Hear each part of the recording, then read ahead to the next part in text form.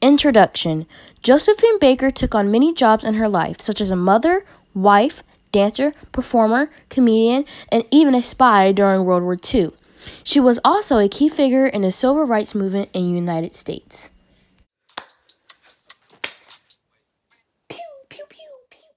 Josephine's early life.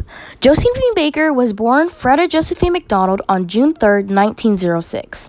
She was born and raised in St. Louis, Missouri. Her father, Eddie McDonald, had been a vaudeville drummer, but he had left her and her mother at a very young age. Her mother, Carrie McDonald, had aspired to become a music hall dancer, but had given up on her dreams and became a washerwoman. Josephine Baker went to school for a couple of years when she was younger, but had to leave to begin working to support her family. At 8 years old, she began cleaning houses and babysitting for white wealthy families, but she was often mistreated. She ran away from home at age 13 and got a job as a waitress at a club.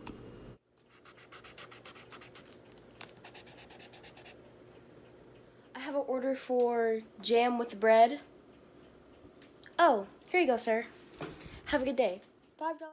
Career beginnings. She soon got married to Willie Wells the same year, but they got divorced only a couple weeks later. She began dancing and practiced her skills in clubs and street performances. She began touring the United States in 1919 with the Jones Family and the Dixie Steppers and performed comedic skits. She got married to Willie Baker in 1921 at age 15, but divorced him after just a few years of being married. She did keep his name, however, because of how popular she had become at the time. Even though she spent her youth in poverty, she was able to achieve her dreams of performing on Broadway in a musical named Shuffle Along.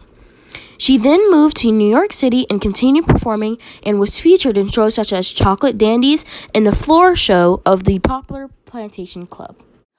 I'm married. France.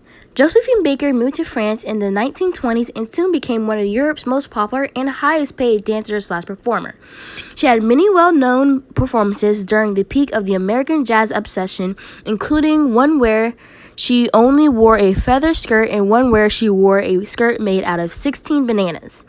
She became widely popular and was admired by many celebrities, including Ernest Hemingway, Pablo Picasso, and E.E. Cummings.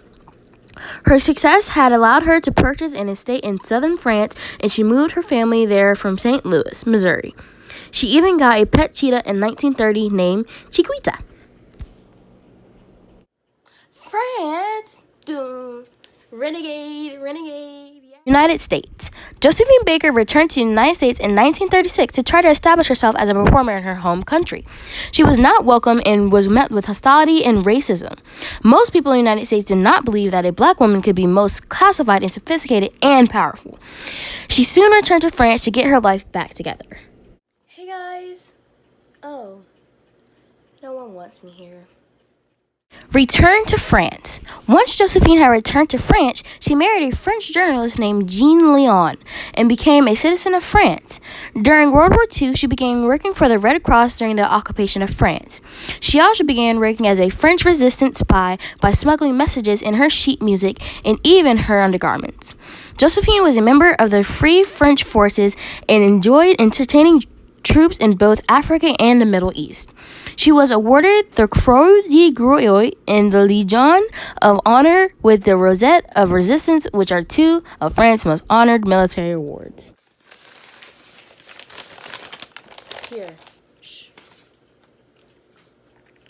This another one? Thanks.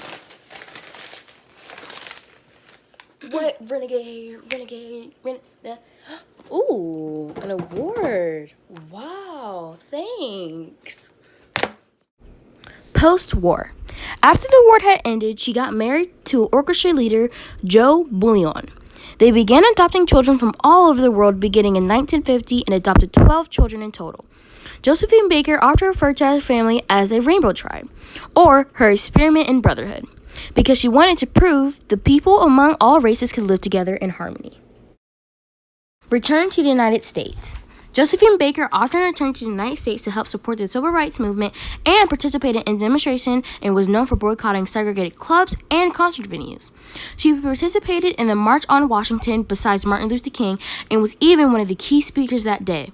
She was recognized by the NAACP, and May 20th was named Josephine Baker Day because of her great fight against racism. She was able to perform at Carnegie Hall after years of struggling from being rejected because of racism. She was so touched by the standing ovation, she openly wept in front of the audience. The death of Josephine Baker. Unfortunately, Josephine Baker passed away from a cerebral hemorrhage on April 12, 1975. On the day of her funeral, more than 20,000 people lined the streets of Paris to observe her procession. She became the first American in history to be buried in France with military honors. HBO released the Josephine Baker story and won 5 Emmy Awards and one of the 3 Golden Globes that was nominated for that season. Closing on Josephine Baker. Josephine Baker was an important part of many key events in history, and it is important that her legacy is never forgotten.